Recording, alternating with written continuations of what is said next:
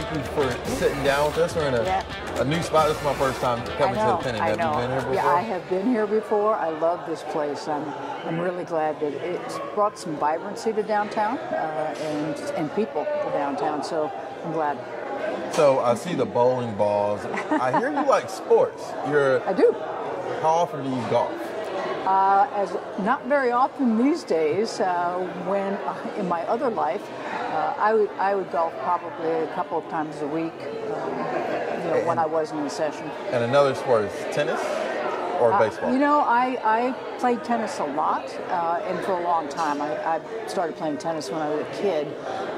But when I became a state senator, I was actually on 2 USTA teams, but they play in the winter.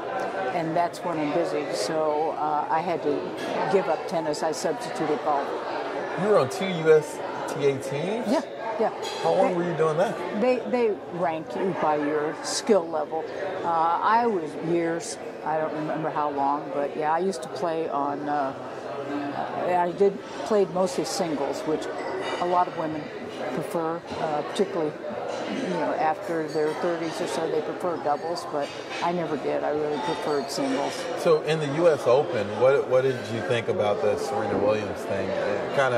That's the first time I've ever seen something kind of like that. I think it was very unfortunate that the reaction was what it was. I can remember Andre Agassi, throwing fits on the court and never being penalized the way that Serena Williams was.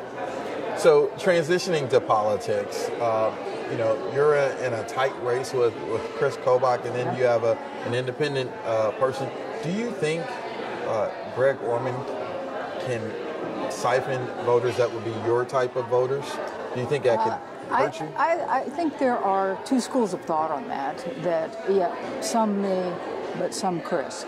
But the reality is, at this point, the polling is showing us that he's probably losing ground at this point. I don't think the message of the parties not working together is really resonating, because actually in Kansas, that's exactly how we get things done. Moderate Republicans and Democrats coming together. And that's been sort of my trademark as I've been in the Senate, is the relationships that I have across the aisle. Being a newcomer to the Midwest, you being a Democratic senator, I'll personally admit, it's been kind of surprising to me that every week I'm hearing a new Republican endorsement to your camp. What do you think that says to you as a candidate, that in a race that is very important, any race for governor is important, but at a time where we are right now for residents of Kansas, for you to show that you can get well-known Republicans and Democrats and independents all backing you, what do you think that says about you as a candidate? Well, many well-known Republicans who have never endorsed a Democrat before in a statewide race. I think it says a lot about me and their understanding and their knowledge of how I operate and how I have always worked in a bipartisan method. And that I'm common sense, I'm no nonsense, and they would much prefer to have me in the governor's office, knowing that I will continue to take Kansas forward rather than putting Chris Kobach in there and having us take a quick U-turn and go through even more devastation than we have for the last 8 years. What would you've said in your ads and just when you're on the trail that you want to be the education governor? I do. What's your pitch that's different from Chris Kobach and Greg Orman? Well, I actually want to fund public education as opposed to Chris. He's made it very clear that he thinks our public school system is overfunded.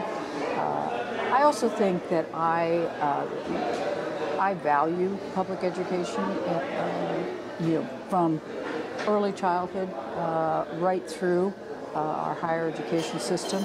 I think people recognize that, and they understand that I would put a high priority on education as governor.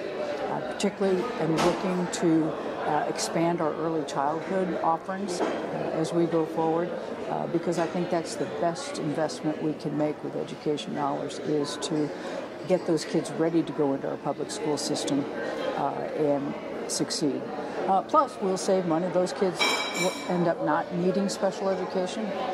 When they get to their wonder years, they won't be going into our juvenile system. So we'll save those kinds of dollars if we invest them early. And, I have a clear record of supporting K through 12, career and tech ed, and higher education. You have we don't have similar background, but my dad is retired Army, but I did not grow up as a military brat. My mom kind of nudged Dad when I was 3 years old and said, "All right, I think you've served your country enough." Yeah. And I was born on Fort Jackson in South Carolina. Okay. And we got out. He got out, and I grew up in Atlanta. You have an interesting background of your first language was what? My first language was actually Japanese. And that was because of you living. We were living in Japan at the time. I lived in Japan from the age of 2 to the age of 4. So I learned Japanese, and at that time, unfortunately, I only remember one word from it, and that is yakamashi. What does that mean? Well, I believe it means shut up.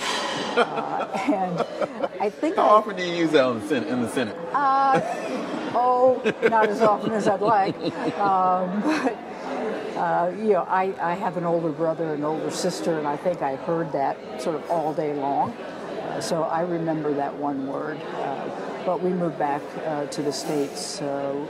My dad was stationed at Fort Hood in Texas, and I lost fluency.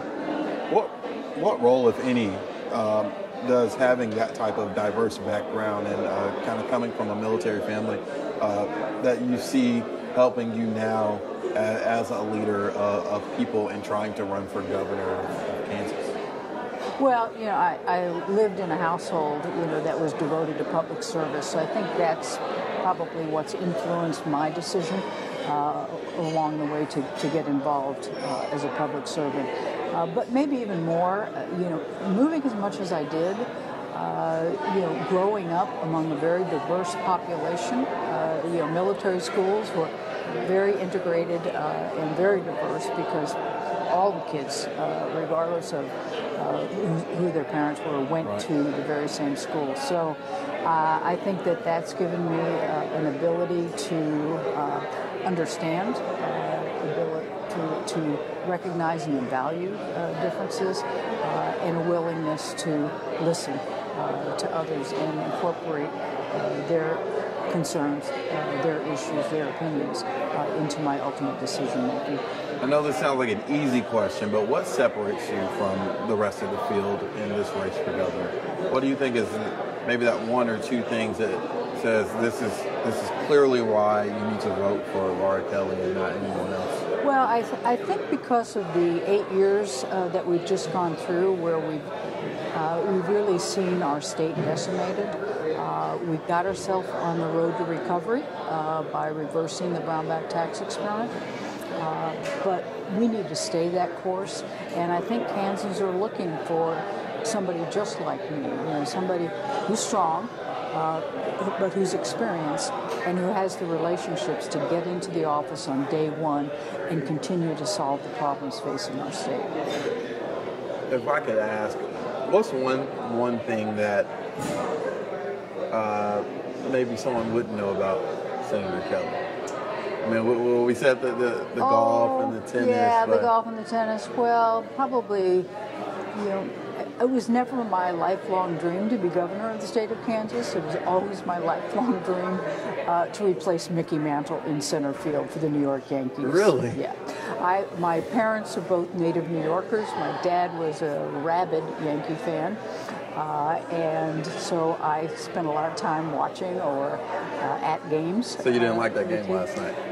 So we're not talking about that. So no, I have since become a Royals fan. Okay. I tend to adopt the team where I live. I was a Detroit Tigers fan for a while. Okay. But no, but that's really what I wanted to do. And I think it was, I was so disappointed when I probably was the age 6 or 8. And I realized that that was not a possibility for me. Not only because I wasn't talented enough, but I also was a girl, and that wouldn't be able to happen. Talk about, from your upbringing to now, seeing the role of women in leadership in just so many different realms. Did you think that it would be as inclusive now? And I'm guessing you probably think there still needs to be more inclusion. Well, and I think there will be more. I mean, we are seeing a record number of women running for office, whether at the local level or all the way to the national level. So I think we're going to see more women getting into public office and into leadership roles. And I think it's important. Just like I think it's important that political positions reflect our society as a whole. I think it's important that we have a diversified legislature, and whether that's based on gender, based on race, based on any other issues. I think it's very important to have that diverse point of view so that it can come to the table and be incorporated in the decisions and the policies that we pass. Well, Senator, thank you for sitting down with us for a little time, and best of luck to you in the midterm. Thank you very much. Appreciate it.